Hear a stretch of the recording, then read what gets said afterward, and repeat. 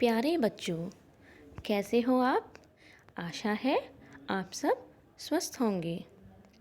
आज मैं रश्मि शर्मा, सब assistant teacher bio science, government girls inter college Noida, आपके साथ ऑनलाइन क्लासेस के माध्यम से जुड़ रही हूँ।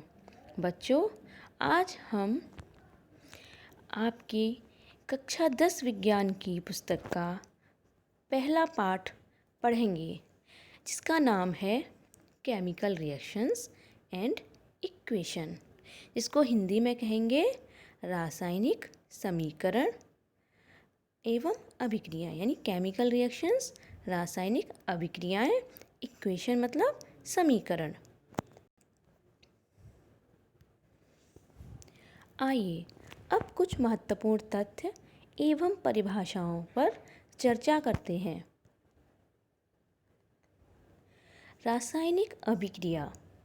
रासायनिक अभिक्रिया क्या होती है या रासायनिक अभिक्रिया किसे कहते हैं?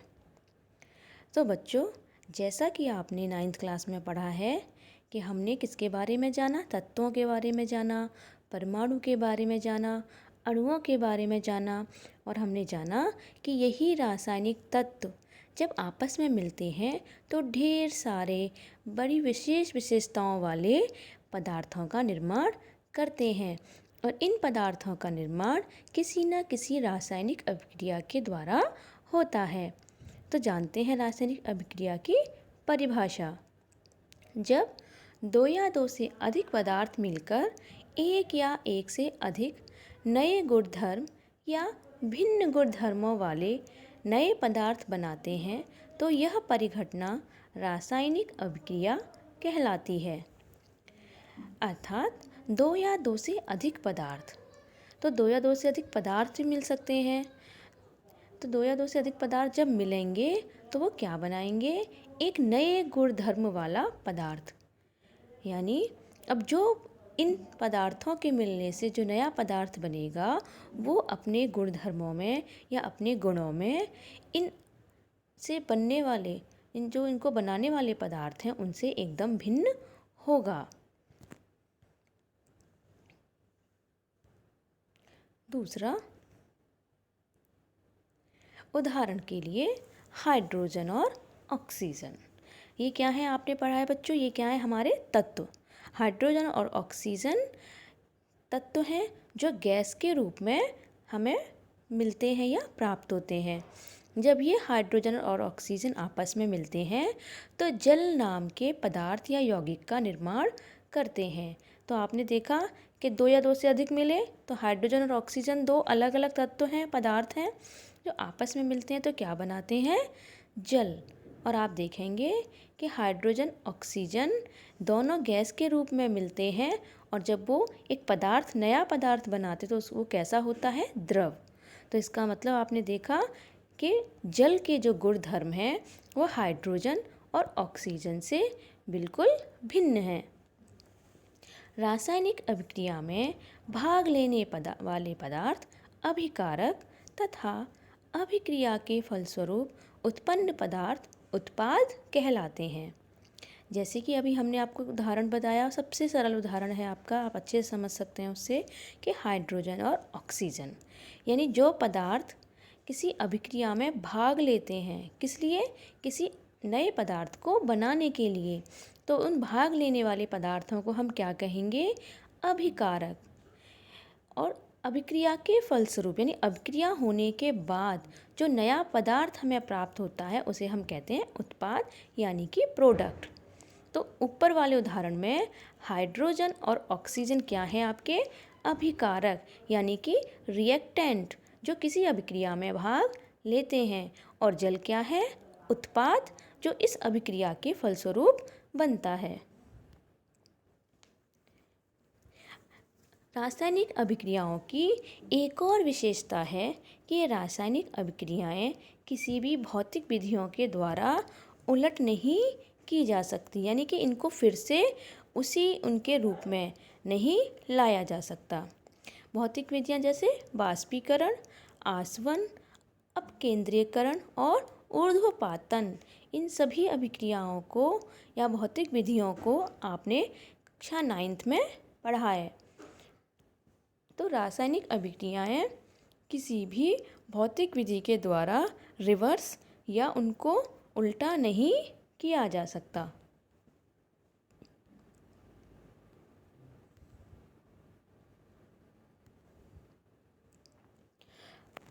आइए अब आगे देखते हैं रासायनिक अभिक्रिया की पहचान। यानी आपने देखा कि रासायनिक अभिक्रिया जो होती हैं वो भौतिक विधियों से या भौतिक जो हमारे मेथड्स हैं उनसे हम उन्हें अलग नहीं कर सकते, उनसे हम उन्हें उलट नहीं कर सकते। और इसीलिए रासायनिक अभिक्रियाओं की एक विशेष पहचान भी होती है। यानी निम्नलिखित परीक्षण या प्रेक्षण, निम्नलिखित ऐसे प्रेक्षण मीन्स ऑब्जर्वेशंस होते हैं जिनके द्वारा हम किसी रासायनिक अभिक्रिया की पहचान कर सकते हैं। पहला, अवस्था परिवर्तन। यानी जब कोई रासायनिक अभिक्रिया होगी तो सबसे पहले उन पदार्थों की अवस्था में परिवर्तन हो सकता है। अवस्था जैसे आपने देखा कि हमने क्या लिए थे, हाइड्रोजन और ऑक्सीजन, और वो क्या थे, गैस। लेकिन जब हमें वो पदार्थ उत्पाद के रूप में प्राप्त हुआ तो क्या था, वो जल, और जल क्या है, द्रव। तो आपने देखा अवस्थाएं बदल गई। दूसरा, रंग में परिवर्तन। तो रंग में परिवर्तन यानी बहुत सी अभिक्रियाएं जैसी होती हैं जो उत्पादों का जो रंग है वो उनके अभिकारकों से भिन्न हो जाता है। गैस का उत्सर्जन, कई अभिक्रियाओं में उत्पाद बनने के साथ साथ किसी महत्वपूर्ण गैस का उत्सर्जन भी होता है। इसका उदाहरण हम देखते हैं, मुक्त, आपने पढ़ा ना श्वसन, हमें आपको श्वसन का एक उदाहरण हमने देकर बताया था कि जब श्वसन की अभिक्रिया होती है तो हमारे शरीर से कार्बन डाइऑक्साइड गैस मुक्त होती है। तो वो कार्बन डाइऑक्साइड कहाँ बन रही है, श्वसन की अभिक्रिया में। और श्वसन क्या है, एक प्रकार की रासायनिक अभिक्रिया। इसी प्रकार से प्रकाश संश्लेषण में कौन सी गैस मुक्त हो रही है, ऑक्सीजन। तो ये सब क्या है, रासायनिक अभिक्रियाएं हैं जिनमें से गैस का उत्सर्जन भी हो सकता है। दूसरा, ताप में परिवर्तन। यानी जब अभिक्रियाएं होती हैं तो अभिकारक या उत्पादों के तापमान में भी परिवर्तन हो जाता है। और पांचवा, अवक्षेप निर्माण। कई अभिक्रियाएं ऐसी होती हैं जिसमें उत्पाद के साथ साथ हमें एक अन्य अवक्षेप के रूप में पदार्थ भी प्राप्त होता है जो अघुलनशील होता है और कैसा होता है, सॉलिड फॉर्म में होता है। तो ये 5 ऐसे ऑब्जर्वेशंस या प्रेक्षण हैं जिनके द्वारा हम किसी भी रासायनिक अभिक्रिया की पहचान कर सकते हैं।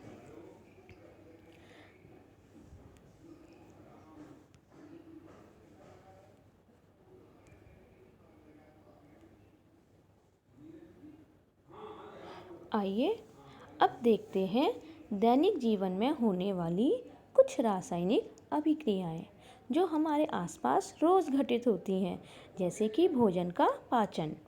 हमारे शरीर में भोजन का पाचन भी एक प्रकार की रासायनिक अभिक्रिया है जिसमें बहुत सारे एंजाइम्स रसायन के रूप में भोजन का पाचन करते हैं। दूसरी प्रक्रिया, श्वसन। तीसरी, लोहे पर जंग लगना।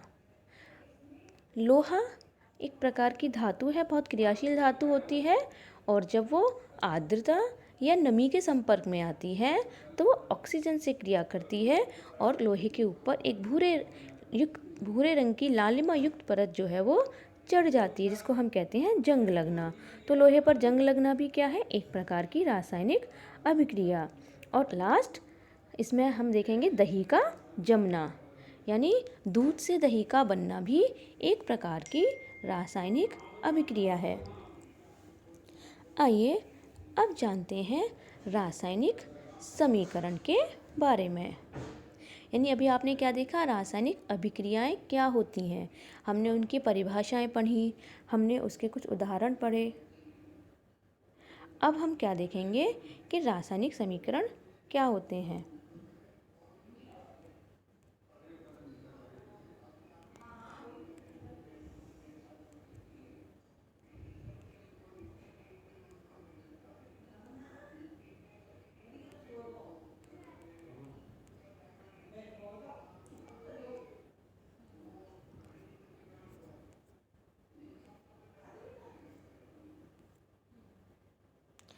रासायनिक समीकरण किसी रासायनिक अभिक्रिया में भाग लेने वाले अभिकारकों तथा अभिक्रिया के फलस्वरूप बनने वाले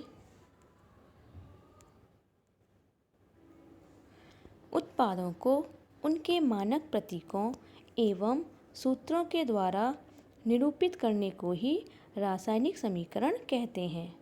यानी जो भी रासायनिक अभिक्रिया संपन्न हो रही है, उस रासायनिक अभिक्रिया में जो अभिकारक और उत्पाद हैं, अगर हम उनको उनके प्रतीकों, उनके सूत्रों के द्वारा निरूपित करते हैं, लिखते हैं, तो वह रासायनिक अभिक्रिया अब एक रासायनिक समीकरण के रूप में हो जाती है।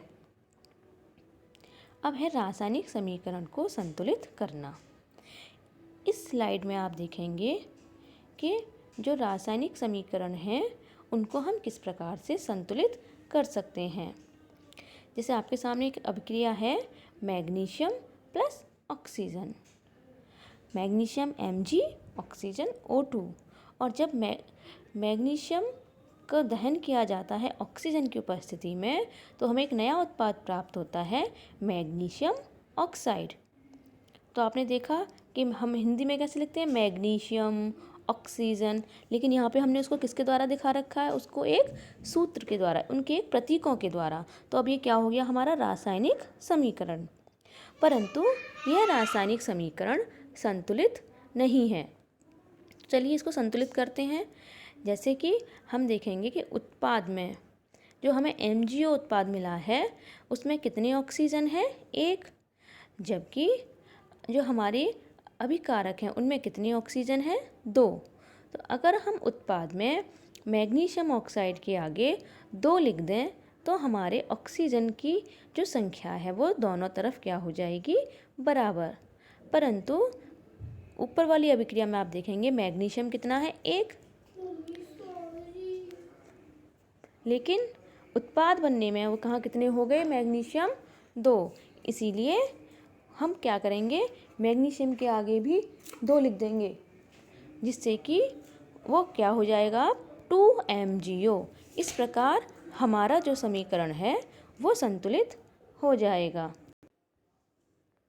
आइए दूसरा उदाहरण लेते हैं। दूसरी अभिक्रिया है Fe प्लस H2O, यानी आयरन की अभिक्रिया किसके साथ कराई हमने, जल के साथ। तो क्या बनेगा, Fe3O4 प्लस H2, यानी ferric oxide plus hydrogen gas. तो देखिए यहाँ पे हमें एक चीज़ और मालूम पड़ रही है कि यहाँ पे क्या मुक्त हो रही है, हाइड्रोजन गैस। और ये हमने पढ़ा था कि रासायनिक अभिक्रिया में क्या हो सकता है, गैस का उत्सर्जन होता है। तो अब आप देखेंगे कि ये अभिक्रिया, जो ऊपर अभिक्रिया हमने लिखी है, वो हमारी संतुलित नहीं है। तो आइए अब संतुलित करते हैं। जैसे अभी हम लिखेंगे दोनों तरफ कि हमने जो हमारे अभिकारक हैं उनको हमने क्या लिखा है, लेफ्ट हैंड साइड, और जो हमारे उत्पाद हैं उनको हमने क्या लिखा है, राइट हैंड साइड। अब आइए लेफ्ट हैंड साइड में परमाणुओं की संख्या देखते हैं कि किस तत्व के कितने परमाणु हैं, और राइट हैंड साइड में। तो लेफ्ट हैंड साइड में हम देखेंगे आयरन, हाइड्रोजन और ऑक्सीजन, 3 तत्व हैं। अब हाइड्रोजन के कितने परमाणु हैं, 1। आयरन का कितना है, 1। हाइड्रोजन के कितने परमाणु हैं, 2। और ऑक्सीजन का कितने परमाणु हैं, 1। उसी प्रकार से राइट हैंड साइड में देखते हैं कि आयरन के कितने परमाणु हैं, 3। हाइड्रोजन के कितने हैं, 2। और ऑक्सीजन के कितने परमाणु हैं, 4। इस प्रकार उपरोक्त समीकरण जो है वो संतुलित नहीं है। वो संतुलित कब होगा, जब बाईं और दाईं तरफ, दोनों तरफ ही हर तत्व के परमाणु की संख्या बराबर होगी। तो हम क्या करेंगे कि लेफ्ट हैंड साइड में जो हमारा आयरन है उसको राइट हैंड साइड के बराबर करने के लिए हम उसके साथ 1 के साथ 3 का गुणा कर देंगे, जिससे कि अब आयरन कितने हो जाएंगे, 3। उसी प्रकार से हाइड्रोजन की संख्या दाईं और बाईं तरफ, दोनों तरफ क्या है, बराबर। इसको ऐसे ही छोड़ देते हैं। अब लेते हैं oxygen. Oxygen left hand side में कितना है, 1, और राइट हैंड साइड में कितने हैं, 4। तो क्या करेंगे, लेफ्ट हैंड साइड में 4 का गुणा कर देंगे, तो लेफ्ट हैंड साइड में भी कितने हो जाएंगे, 4। इसका मतलब अब लेफ्ट हैंड साइड और राइट हैंड साइड में हर एक परमाणु की संख्या क्या हो जाएगी, बराबर। तो आइए, तो आपने देखा उसमें जब बराबर हो जाएगी तो हम उसको कैसे लिख देंगे, हम उसको लिखेंगे 3Fe प्लस 4H2O। तो हमारा क्या बन जाएगा, Fe3O4 plus 4H2, Fe3O4 plus 4H2। इस प्रकार हमारा समीकरण संतुलित हो जाएगा।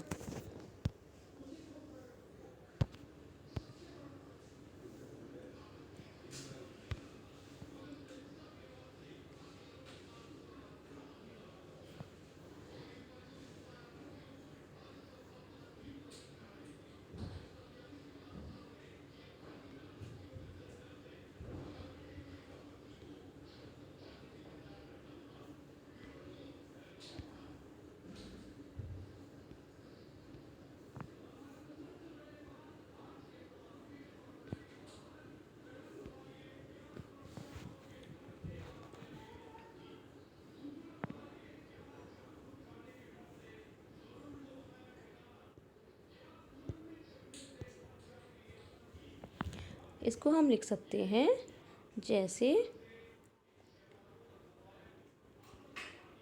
3Fe plus 4H2O। तो क्या बनेगा, Fe3O4 प्लस 4H2। इस प्रकार से जो हमारी अभिक्रिया है वो क्या हो जाएगी, जो हमारा समीकरण है वो क्या हो जाएगा, संतुलित।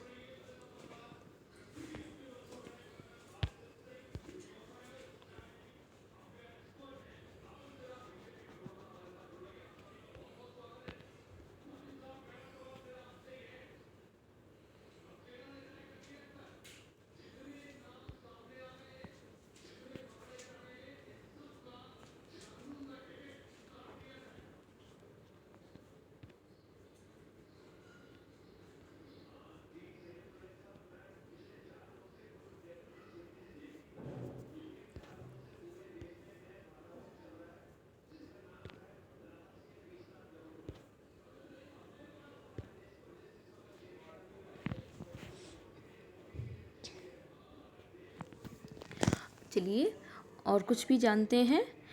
आपको एक स्लाइड दिखाई दे रही है, उसमें लिखा है एक महत्वपूर्ण जानकारी, यानी अभिकारकों तथा उत्पादों को गैस, द्रव, जलीय तथा ठोस अवस्थाओं को क्रमशः गैस G, लिक्विड यानी द्रव L, जलीय AQ, एक्वस, ठोस यानी सॉलिड से भी दर्शाया जाता है। जैसे अभी आपने अभिक्रिया में देखा, पिछली अभिक्रिया को हमने आपको संतुलित करके दिखाया, तो उसमें क्या हुआ, Fe3O4 प्लस 4H2 ये हमें उत्पाद के रूप में प्राप्त हुआ। तो आप देखेंगे जो अभिकारक में जो आयरन है वो क्या है, हमारा सॉलिड। तो हमने इसको किससे दिखाया, ठोस को S से, H2O, H2O यहाँ पे किस रूप में है, भाप के, बाष्प के रूप में। तो हमने इसको किससे दिखाया, G से। तो हमें क्या प्राप्त हुआ उससे, Fe3O4 जो क्या है हमारा सॉलिड, और उससे क्या निकला, क्या उत्सर्जित हुई, 4H2, यानी कि H2 क्या है हमारी, हाइड्रोजन क्या है, गैस। तो हम उसको किससे प्रदर्शित करेंगे, G से। तो अब हमारा ये रासायनिक समीकरण क्या है, पूरी तरह से पूर्ण समीकरण है।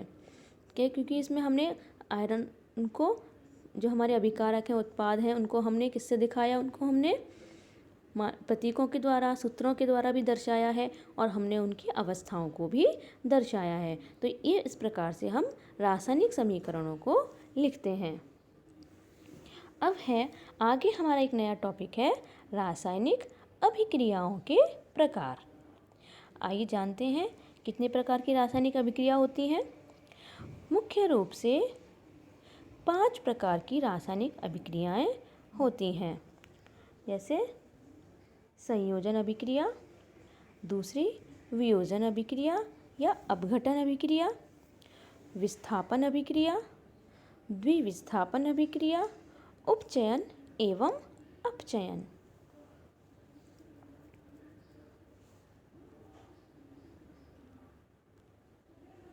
सबसे पहले बात करेंगे संयोजन अभिक्रिया की, जिसको इंग्लिश में कहते हैं कॉम्बिनेशन रिएक्शन। तो कॉम्बिनेशन का मतलब जोड़ना, संयोजन का मतलब संयोजित होना, संयोग करना। तो क्या होती है संयोजन अभिक्रिया? जैसे आपके सामने एक उदाहरण है कि क्या लिया है, कैल्शियम ऑक्साइड प्लस जल।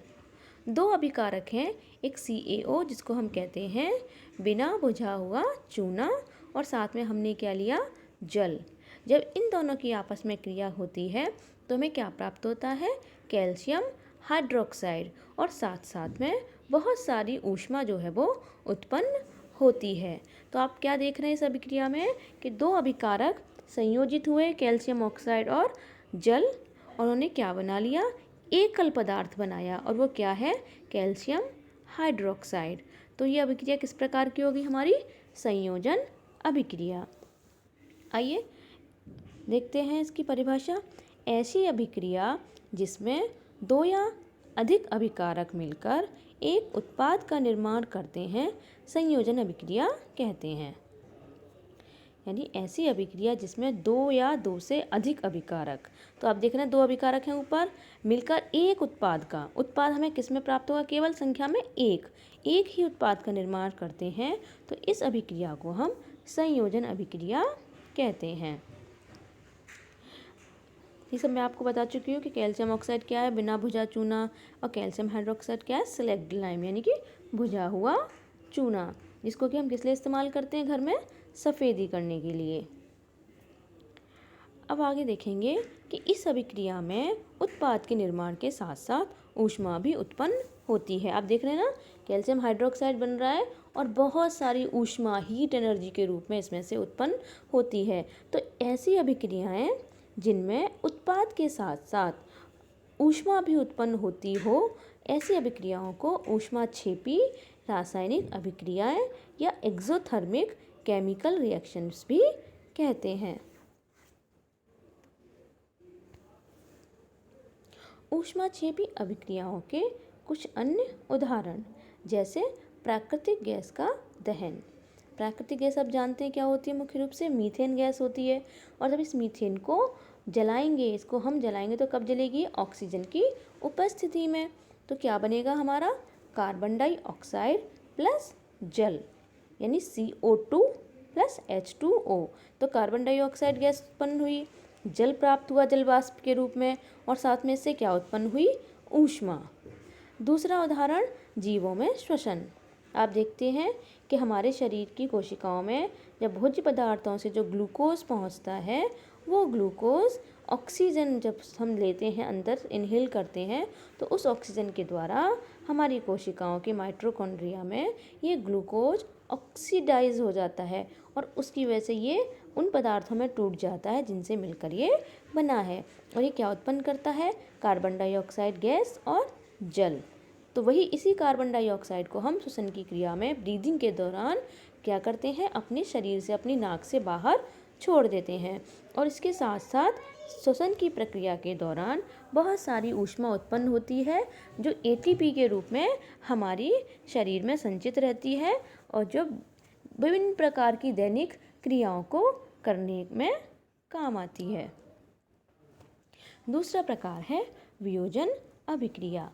इसको हम अपघटन अभिक्रिया भी कहते हैं। डिकम्पोज का मतलब टूट जाना। किस में टूट जाना, अपने से छोटे कणों में, अपने से और दूसरे तत्वों में टूट जाना, तो उसको हम कहेंगे डिकम्पोज हो जाना। तो इसलिए इसका नाम क्या है, डिकम्पोजिशन रिएक्शन। उदाहरण के लिए जैसे फेरस सल्फेट, बहुत इम्पॉर्टेंट रिएक्शन है, बहुत अच्छी रिएक्शन है। फेरस सल्फेट यानी कि FeSO4।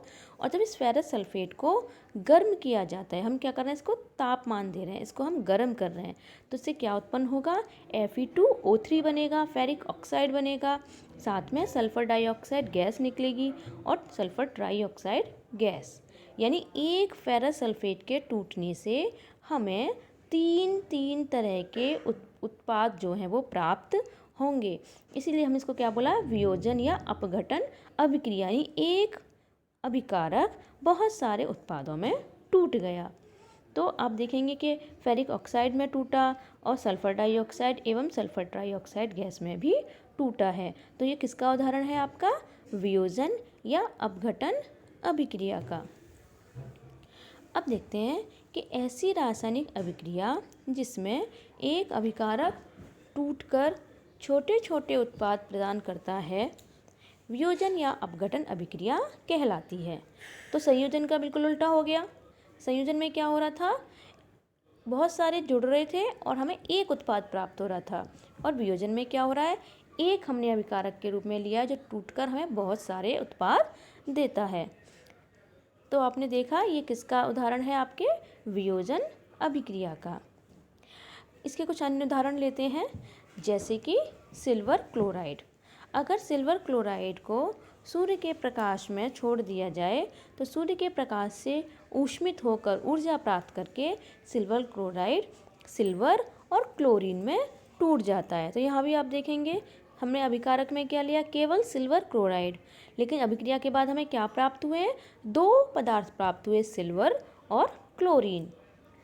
दूसरा उदाहरण सेम इसी तरह का, जैसे कि सिल्वर ब्रोमाइड। सिल्वर ब्रोमाइड भी जब सूर्य के प्रकाश की उपस्थिति में क्रिया करता है तो वो सूर्य के प्रकाश की ऊष्मा से क्या होता है, एक्टिवेट हो जाता है और किस में टूट जाता है, सिल्वर और ब्रोमीन में। और ये जो सिल्वर ब्रोमाइड है उसका उपयोग हम कहाँ करते हैं, श्याम श्वेत फोटोग्राफी यानी ब्लैक एंड वाइट जो फ़ोटोज़ बनते थे उनको डेवलप करने में भी हम सिल्वर ब्रोमाइड का उपयोग करते हैं। तो आपने एक चीज़ देखी बेटा कि जितनी भी हमने वियोजन अभिक्रियाएं पढ़ी, चाहे वो फेरस सल्फेट का वियोजन हो, चाहे वो सिल्वर क्लोराइड का वियोजन हो, चाहे वो सिल्वर ब्रोमाइड का वियोजन हो, हर किसी अभिक्रिया में हमें ऊष्मा या तापमान जो है वो देना पड़ रहा है। जबकि संयोजन अभिक्रिया में क्या हो रहा था कि उत्पाद के साथ साथ ऊष्मा निकलती है। तो वियोजन अभिक्रिया संयोजन अभिक्रिया की एकदम उलट होती है, एकदम रिवर्स होती हैं। वियोजन अभिक्रिया में अभिकारक को तोड़ने के लिए ऊष्मा, प्रकाश या विद्युत ऊर्जा की आवश्यकता होती है। तो आपने देखा हम ऊष्मा किस रूप में दे सकते हैं, या तो हीट एनर्जी के रूप में तापमान बढ़ाकर, या सूर्य के प्रकाश के रूप में, या इलेक्ट्रिसिटी विद्युत ऊर्जा के रूप में हम ऊष्मा देते हैं। और ऐसी अभिक्रियाएं जिनमें ऊर्जा अवशोषित होती है उन्हें ऊष्माशोषी अभिक्रिया कहते हैं। तीसरी आपकी अभिक्रिया है विस्थापन अभिक्रिया यानी कि डिस्प्लेसमेंट रिएक्शन। डिस्प्लेसमेंट रिएक्शन अभी नाम से विस्थापन यानी जैसे नाम से ही आप समझ सकते हैं, विस्थापन आपने कहाँ पढ़ा है, फिजिक्स में। फिजिक्स में गति वाले चैप्टर में हमने विस्थापन शब्द को पढ़ा है, यानी अपने स्थान से हट जाना, अपने स्थान से दूर चले जाना, वो क्या है विस्थापन, जिसको इंग्लिश में कहते हैं हम डिस्प्लेसमेंट रिएक्शन, यानी अपने स्थान से डिस्प्लेस हो जाना, है ना। तो इसी का नाम से ही हम पता कर सकते हैं कि इस अभिक्रिया में जो पदार्थ हैं उन पदार्थों के जो तत्व हैं वो आपस में अपने स्थान को हटा देते हैं। जैसे कि हमने क्या लिया है, हमने लिया है आयरन और साथ में लिया है कॉपर सल्फेट, यानी आयरन जो सॉलिड है उसकी अभिक्रिया हमने किसके साथ कराई है, कॉपर सल्फेट के विलयन के साथ। और आप देखेंगे जो कॉपर सल्फेट है वो, जो कॉपर सल्फेट हमारा यौगिक है, जो हमारा कंपाउंड है, उस कॉपर सल्फेट का जो कॉपर है वो कम क्रियाशील है, जबकि आयरन है वो क्या है, अधिक क्रियाशील। और ये आयरन जो है वो कॉपर को उसके स्थान से हटा देता है और क्या बनाता है, फेरस सल्फेट। यानी कि अब आयरन किसका स्थान ले लेगा, कॉपर का, और क्या बन जाएगा, फेरस सल्फेट। और ये कॉपर जो है हमें सॉलिड रूप में अलग से प्राप्त हो जाता है। तो आपने देखा विस्थापन अभिक्रिया में क्या हुआ, विस्थापन अभिक्रिया में हमने देखा कि जो अधिक क्रियाशील तत्व है वो कम क्रियाशील तत्व को उसके यौगिक से हटा देता है और उसका स्थान ले लेता है। इस अभिक्रिया में लोहे ने क्या किया, कॉपर सल्फेट के विलयन से कॉपर को क्या कर दिया, विस्थापित कर दिया। अब है द्विविस्थापन अभिक्रिया, double displacement reaction. Double displacement यानी द्विविस्थापन अभिक्रिया। डबल का मतलब 2 बार, और विस्थापन कितनी बार होगा? 2 बार। तो यानी इसमें क्या होगा, आइए अभिक्रिया के द्वारा जानते हैं। जैसे हमने एक अभिक्रिया कराई सोडियम सल्फेट और बेरियम क्लोराइड के बीच में। सोडियम सल्फेट और बेरियम क्लोराइड दोनों ही किस रूप में लिए हमने? एक्वस, यानी हमने उनका क्या लिया है? जलीय विलयन। तो जब सोडियम सल्फेट और बेरियम क्लोराइड की अभिक्रिया कराएंगे तो क्या होगा, इन दोनों यौगिक में जो इनके आयन हैं वो क्या करेंगे, वो अपने स्थान को अदल बदल कर लेंगे। यानी उनमें क्या होगा? आयनों का आदान प्रदान। यानी सोडियम किस जगह आ जाएगा? बेरियम की जगह, और बेरियम चला जाएगा सोडियम की जगह। तो हमें क्या प्राप्त होगा? बेरियम सल्फेट, और साथ में क्या निकलेगा उसमें से? 2NaCl। आप इसको ऐसे देख सकते हैं।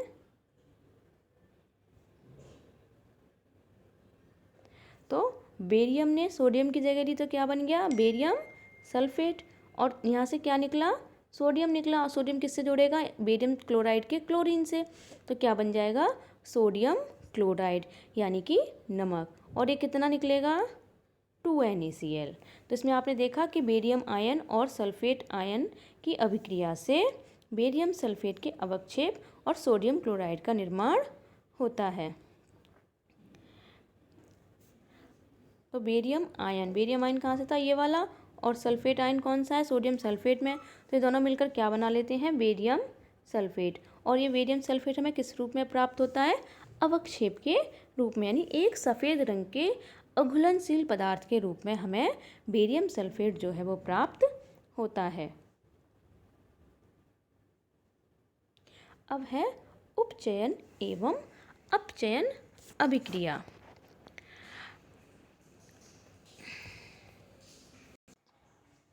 आइए अब जानते हैं उपचयन एवं अपचयन अभिक्रिया के बारे में। सबसे पहले जानेंगे उपचयन अभिक्रिया, यानी वे अभिक्रियाएं जिनमें अभिक्रिया के समय किसी पदार्थ में ऑक्सीजन की वृद्धि हो या हाइड्रोजन का ह्रास यानी कमी हो, तो हम कहते हैं कि उस पदार्थ का उपचयन हुआ है। इसी प्रकार जब किसी अभिक्रिया के समय किसी पदार्थ में ऑक्सीजन का ह्रास हो या हाइड्रोजन का योग हो, तो हम उसे क्या कहेंगे? अपचयन या रिडक्शन रिएक्शन। आइए इसको उदाहरण से समझते हैं। जैसे कि हमने एक उदाहरण लिया, हमने क्या लिया? कॉपर। हमने एक कॉपर लिया, उस कॉपर की क्रिया, जो कॉपर था हमारा सॉलिड, उसकी हमने क्रिया किससे कराई? ऑक्सीजन के साथ। और जब ऑक्सीजन के साथ कराएंगे, ऑक्सीजन किस रूप में हो सकती है? नमी के रूप में हो सकती है, आर्द्रता के रूप में हो सकती है, ऑक्सीजन गैस वायुमंडल में होती है।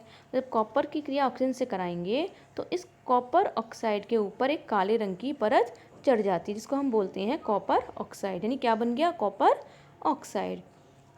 और ये काले रंग की जो परत बनी वो किसकी थी? कॉपर ऑक्साइड की। यानी कॉपर किस में बदल गया? कॉपर ऑक्साइड में। तो यहाँ क्या हो गया? कॉपर के साथ ऑक्सीजन का योग। तो जब ऑक्सीजन का योग होगा तो ये हमारी क्या कहलाएगी? ये कहलाएगी हमारी उपचयन अभिक्रिया, यानी उपचयन रिएक्शन। दूसरा हम देखते हैं कि जब इस कॉपर ऑक्साइड को हम क्या करें? इसके साथ हम हाइड्रोजन गैस को प्रवाहित करें तो उल्टा होगा। पहले काले रंग की परत चढ़ी थी, अब काले रंग की परत किस में हो जाएगी? भूरे रंग में परिवर्तित हो जाएगी। तो कॉपर ऑक्साइड की क्रिया जब हाइड्रोजन से कराएंगे तो कॉपर हमें फिर से प्राप्त हो जाएगा, और यह हाइड्रोजन किससे अभिक्रिया कर लेगा? ऑक्सीजन से। और हमें क्या प्राप्ति होगी? H2O यानी जल की। तो ये कॉपर हमें फिर उसी रूप में प्राप्त हो गया जिसमें था, और हाइड्रोजन ने किससे क्रिया कर ली? ऑक्सीजन से। तो ऑक्सीजन की कमी किस में हुई? कॉपर ऑक्साइड में। इसलिए कॉपर के साथ ऑक्सीजन की कमी होगी तो क्या हो गया? कॉपर का अपचयन यानी कि रिडक्शन। और H2 के साथ क्या हुआ? ऑक्सीजन का योग। तो क्या बन गया? H2O। तो H2O का क्या हो गया यहाँ पर? उपचयन। तो आपने देखा ऊपर की अभिक्रिया में क्या हो रहा था? ऑक्सीजन का योग हो रहा था, तो वहाँ हो रहा था उपचयन। नीचे वाली अभिक्रिया में हमें दोनों चीज़ें देखने को मिल रही हैं, कॉपर ऑक्साइड का अपचयन हो रहा है यानी रिडक्शन हो रहा है, और हाइड्रोजन का उपचयन हो रहा है यानी हाइड्रोजन के साथ ऑक्सीजन का योग हो रहा है। तो इस प्रकार की अभिक्रियाएं जिनमें दोनों ही चीज़ें हमें देखने को मिलती हैं, ऐसी अभिक्रिया जिसमें क्या हो, अपचयन और उपचयन दोनों एक साथ हों, ऐसी अभिक्रिया को हम क्या कहते हैं, उपचयन अपचयन अभिक्रिया या रेडॉक्स अभिक्रियाएं। तो आपने देखा इस अभिक्रिया में क्या हो रहा था, कॉपर ऑक्साइड का अपचयन हो रहा था और हाइड्रोजन का क्या हो रहा था, उपचयन। तो इस प्रकार की अभिक्रिया को हम क्या कहेंगे, रेडॉक्स अभिक्रिया या रेडॉक्स रिएक्शन। आइए अब जानते हैं एक बहुत ही महत्वपूर्ण कह सकते हैं जानकारी के बारे में, या एक महत्वपूर्ण बहुत ही अभिक्रिया के बारे में। इसका नाम है संक्षारण या कोरोजन। संक्षारण जैसे कि आपको मैंने पहले बताया, अभी एक बार हम पीछे डिस्कस कर चुके हैं, जंग लगना। नहीं, संक्षारण से मतलब है किसी चीज़ का संक्षारित होना, किसी चीज़ का क्षय होना, किसी चीज़ का नष्ट होना। तो संक्षारण क्या है कि जब नमी युक्त वातावरण में जब लोहे को हम छोड़ देते हैं तो उस पर लाल भूरे रंग की एक परत चढ़ जाती है, जिसे हम कहते हैं रस्टिंग या जंग लगना। इसी प्रकार से आर्द्रता या नमी के संपर्क में आने पर चांदी तथा तांबा में भी परिवर्तन देखने को मिलता है। चांदी पर काले रंग की तथा तांबे पर हरे रंग की एक परत जो है वो चढ़ जाती है, जिसको कि हम क्या कहते हैं कि उनका क्या हो गया है, संक्षारण, यानी वो क्या हो गई है, संक्षारित। तो आइए इसकी परिभाषा देखते हैं। जब कोई धातु अपने आसपास अम्ल, आर्द्रता आदि के संपर्क में आती है तब ये संक्षारित हो जाती है और इस प्रक्रिया को संक्षारण कहते हैं। तो बहुत ही कॉमन सी एक अभिक्रिया है, यानी हम सब लोग अपने आसपास रोज़ देखते हैं, आए दिन हम लोग देखते हैं, कहीं लोहा ख़राब हो जाता है, कहीं लोहे के पुल हैं, लोहे की वस्तुएं हैं, उन पे जंग लग जाती है, वो कमज़ोर हो जाती हैं। इसी प्रकार हमारे घर में जो चांदी की चीज़ें होती हैं, जो पायल हैं, वो काली पड़ जाती हैं। तांबे के जो लोटे होते हैं या तांबे के जो बर्तन होते हैं वो कैसे हो जाते हैं, उनमें अगर हम थोड़ा कभी पानी छोड़ दें या उनको गीले स्थान पर रख दें तो धीरे धीरे उनमें हरे रंग की परत जो है वो चढ़ जाती है। तो इसी प्रक्रिया को हम क्या कहते हैं, संक्षारण, जिससे कि हमारी धातुओं की बहुत ज़्यादा हानि या क्षति होती है।